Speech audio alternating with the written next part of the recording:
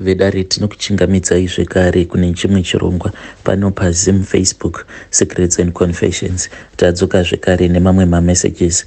Rekedzai tibva tapinda mumamessages edu atadzoka takakubatirai. Message yedu yekutanga yakamira sekudai so: hanzi makadi zvenyu mukoma, ndinokumbirawo kuti munge muchindiposterawo nyaya yengoma kavhika chitupa changu. Inini mukoma ndiri mudzimai ndine makore 32 years ekuberekwa. Ndakaroorwawo mukoma, but murume uyu akazondiroora ndainge ndichimushandira. Ndakatanga ndichashanda samaid wake, but iye anga asina mukadzi. Iye mukadzi wake akasofa kudhara.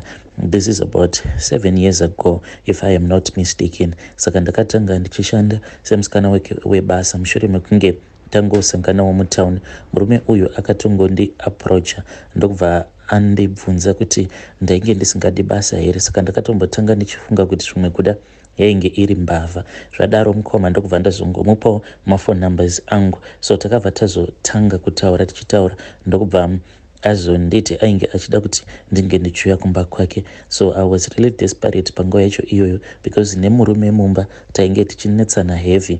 Ndikabva ndati let me go and let me just see kuti zveshuwa munhu uyu ari kuda kundipinza basa here. Ndikabva ndatosvika ndikabva ndatoona kutoti ko munhu ingawani zvaatori neimba itori bho. Ndokubva ndatotanga kutoshanda paya. Saka pandakatanga kumushandira painge paine umwe musikana futi uyo ainge achimushandira, but ainge akati musikana wacho iye ainge asingamufarire and the previous maid ainge akamubira mari. So I felt safe because tainge tichitoshanda tiri 2. Akabva ati iye ainge achida kuti ndinge ndichizova permanent uye ndinge ndichizoshanda ndichigara pamba pake. Saka ndo pakabva pazoitika problem ipapo because kumba uko murume pandakangomuudza kuti kwacho kwandainge ndava kushanda mukadzi wepo, because murume ndainge ndakamunyepera ndikamuudza kuti ndiri kutoshandira mukadzi because ndakaona kuti kana ndikamuudza kuti munhu wacho wandiri kushandira munhurume uye zvekare akafirwa nemukadzi, murume aikwanisa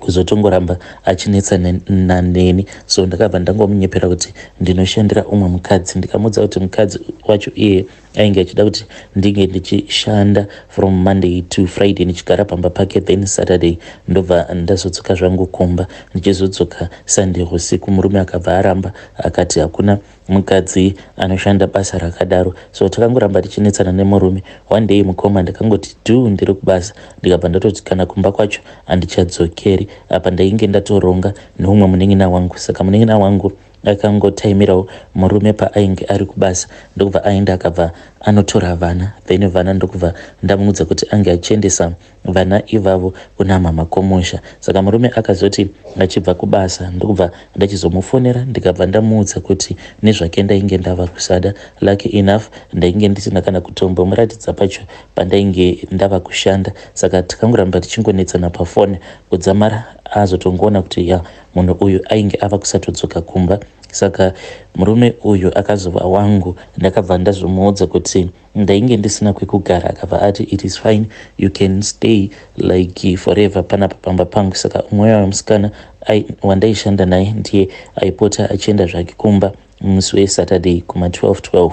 So mukoma ndainge ndava kungotongosara ndiri ndega. Saka pane umwe musi uyo takangoti tasara tiri 2 ndopa akabva azonditi ainge achida kuti tinge tichiona movie tose. Saka mukuzoona movie ndopa akazoti ndaifanira kuti ndinge ndichizogara padhuze naye. Ndokubva tazosika bonde paya. Saka kubva ipapo ndopa akabva azomisa umwe musikana uya ndokubva tangosara zvedu tiri vaviri. Kudzamara ndazotoona kutoti ndainge ndabatira pamovheri, ende kutoti nditi ndakabatira pamovheri sei handitombozivi. Right now pamovheri apa pandiinapo ipo patova ne5 months. Zvino mukoma ndiine pamovheri kudai, so pane zvimwe zvinhu manje zvandava kuchisangana nazvo mushure mekunge ndasangana nezvinhu zviya.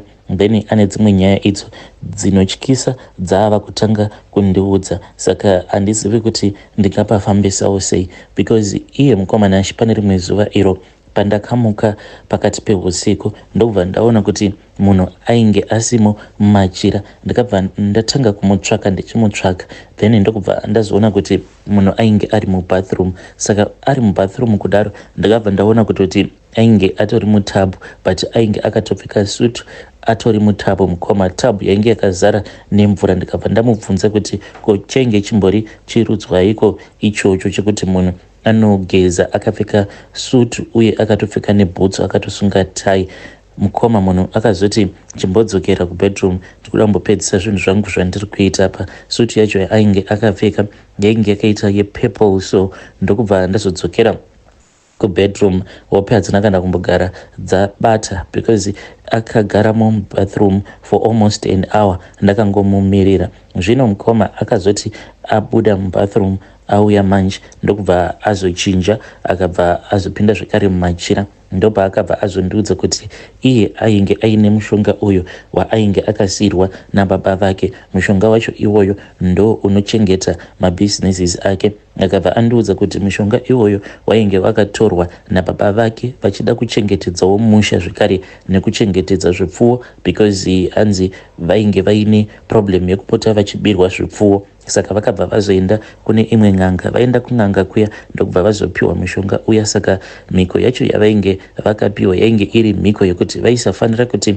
vange vachibuda panze vakashama, uye zvekare vainge vasingatendedzwi kuti kana hwava usiku vanhu vange vachibuda nemoto, vachibuda nawo vachibva mune imwe imba vachienda nawo mune imwe imba. Even rambe kana kenduru zvainge zvisingatendedzwe. Saka iye murume wangu uyu akabva azondiudza iye achiti sevanawo vakabva vazoita musikanzwa nekuti vabereki vavo vaigara most of the times vasipo, uye zvekare vaiitawo zvekurima fodya. Saka vaiti pano nepapo vaipota vachiuya kuHarare kuzotengesa fodya nekuti baba vacho vaibatsirwa zvekare nemishonga yavo kuti vange vachirima fodya. Saka hanzi vaizoti paya kana vabereki vavo vasipo nekutyawo vaiti kana hwava usiku paya pakuzonobuda panze ndo umwe paaizongotora rambe obva azongobuda nerambe riya achienda naro mune imwe room vachitya rima. So hanzi ndokuzopanduka kwazvakazoita zvinhu izvozvo.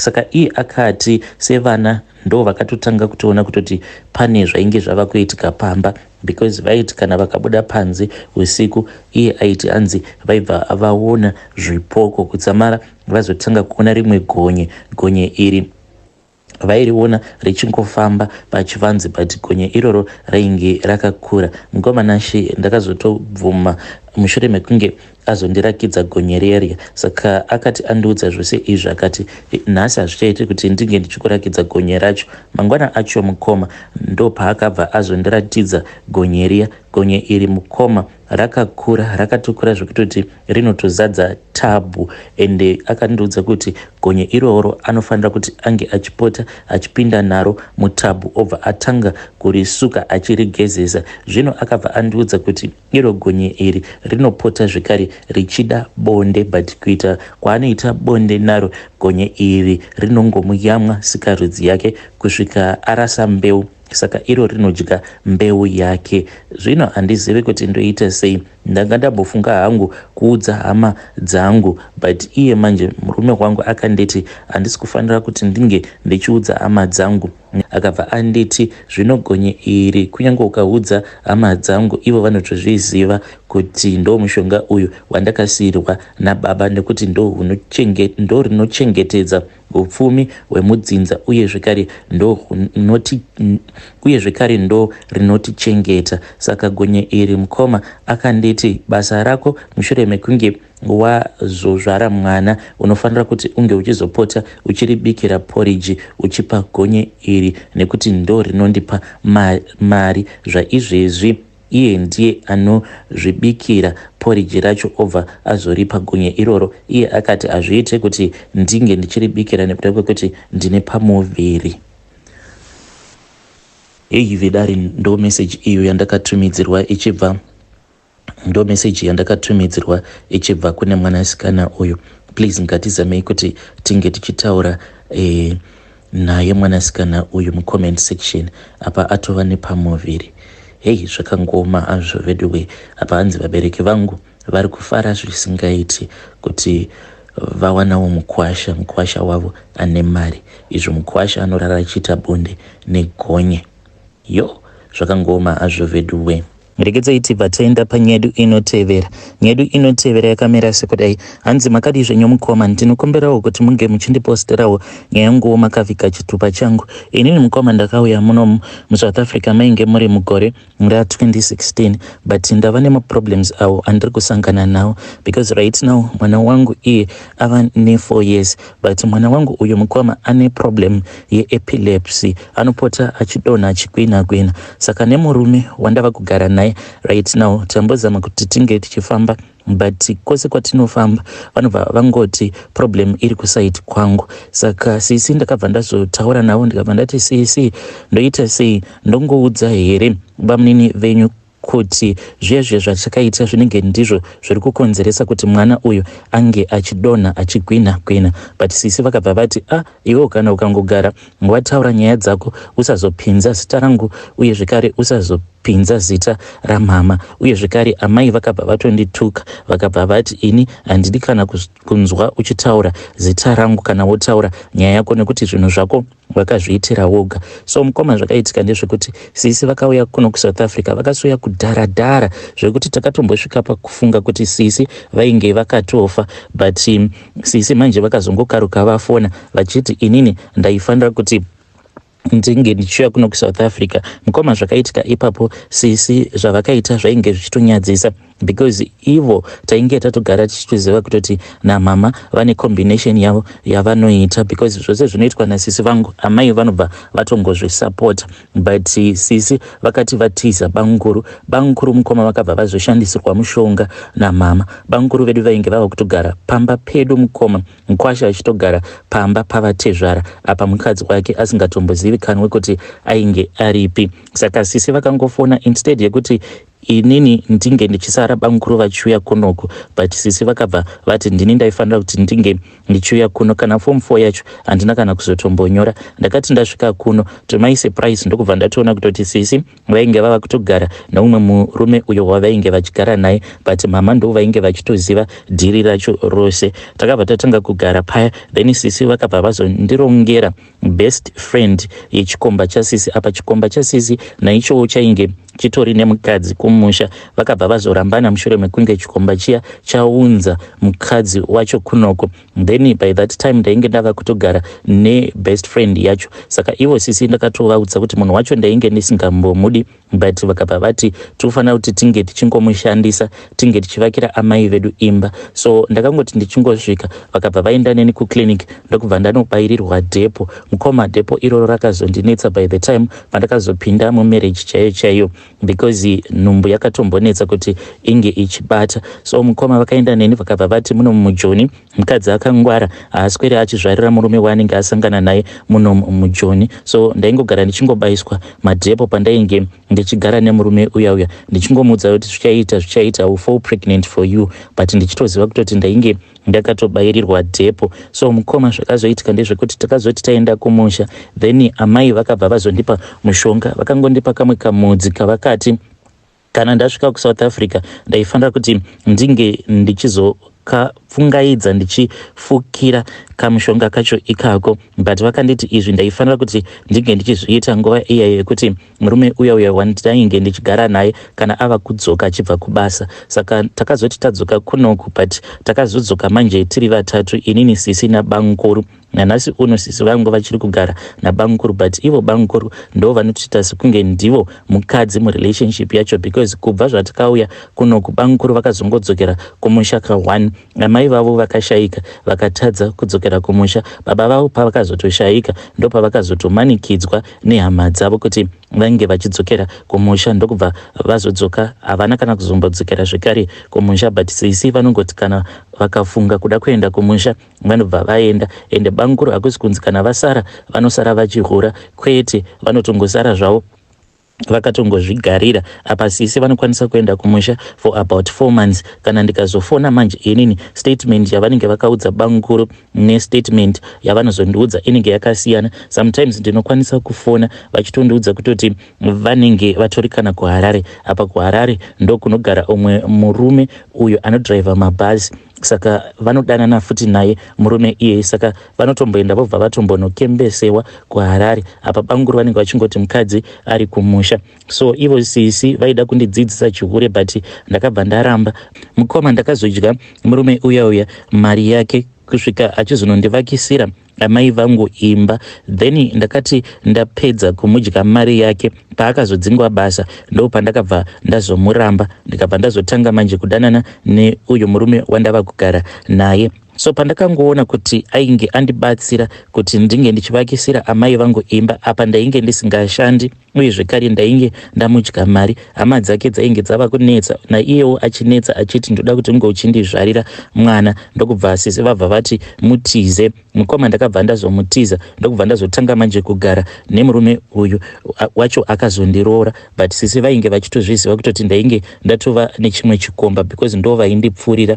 Saka ndakati ndatiza, about a week later ndo pandakabva ndazonzwa zvichinzi murume uya ainge akakomita suicide, akazviuraya mukoma. Saka kubva ipapo paakakomita suicide ndakabva ndazongotanga kumurota, ndichimurota. Dzimwe nguva mukoma ndaitombomurota achitondiudza kuti iwewe aumbofi wakazvara. Saka takazoti taenda kumusha inini nemurume wangu, ndo pandakabva ndazouchikwa naamai vangu because ivo vanoziva mishonga yakasiyana siyana. Saka vakabva vazondiuchika, ndokubva vazoklina system yangu. Pandakazodzoka kuno ndokubva ndazobatira pamuviri. Ndino mwana wangu uyu mukomana ane dambudziko rekupota achidonha obva atanga kugwina, but ivo amai nasisi vanotozviziva kuti problem yacho iri pai. Kana varisa amai vangu havatombodi kuti vange vachiudzirwa because pandakaendako kumusha vakabva vatondiudza kutoti mwana uyu achaita problem yepfari. Hameno so zvavakangoita, vakabva vamuvhura maso ake vakabva vati uyu achaita problem yepfari. Ndikabva ndati murapei kanhai mama kana muri kuti achazoita problem yepfari in the future. Vakabva vangoramba zvavo vakanyarara. Saka zvinhu zvinondirwadza mukoma, pamba pedu panotombosvika mapenzi chaiwo, pamba pedu panotombogara mapenzi vachitomarapa, but wavo muzukuru vanotoramba kana kumubata. Saizvezvi kana ndikangoenda kumusha vanomuavoida, havatombodi kana kumubata, but mari ndo yavanenge vachingoda. So ndinokumbirawo kuti vedare renyu vange vachindibatsira. Ndoita sei? Ndoudza here murume uyu wandiri kugara naye kuti inini pandainge ndichidanana naye apa ndichigara nemurume wandainge ndichigara naye, then murume uya kuzofa kwaakazoita achizvisungirira ndo kwava kukonzeresa kuti mwana wedu uyu ange achiita problem yekupota achidonha achigwina. Kana ndikamuudza chokwadi ichocho haazondirambi here because panguva yacho iyoyo iye ainge achigara kune imwe location. Saka aingoziva kuti ndine munhu wandiri kugara naye but ainge asingamuzivi personally. Saka handidi kuti ange achizozviziva kutoti murume wandainge ndichigara naye akazviuraya, zvimwe kuda anokwanisa kuzondiramba. Please ndibatsireiwo muri yeZimbabwe. Ive dare ndo message iyo yandakatumidzirwa ichibva kune mwanasikana uyo. So inini mukunotaura naye ndakamuti wadi wamboenda ukanotaura nana sekuru, akati it is okay, thank you mukomanashi, I will try to do that.